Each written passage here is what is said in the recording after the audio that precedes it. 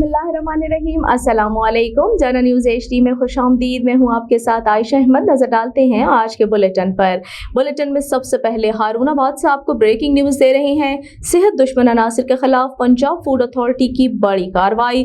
300 kilogram मुर्दा मुर्गियों का गोश्त बरामद करके तल्फ कर दिया गया। सप्लायर्स के खिलाफ मुकदमा दर्ज। 2 शख्स को पुलिस ने मौके पर गिरफ्तार कर लिया। गाड़ी को काजीवाला रोड हारूनाबाद में चेक किया गया। Director general Punjab food authority की खुसूसी हिदायत पर अवाम की सेहत के साथ खिलवाड़ करने वाले अनासिर के खिलाफ क्रैकडाउन जारी है। तफसीलात के मुताबिक फूड सेफ्टी टीम ने काजीवाला रोड हारूनाबाद में गाड़ी को चेक किया।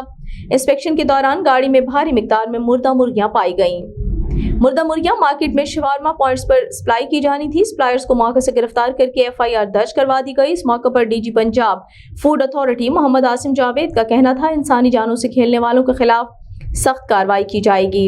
उनका मजीद कहना था, सेहत दुश्मन अनासिर के खिलाफ यके बाद दीगरे कार्रवाइयां अमल में लाई जा रही हैं।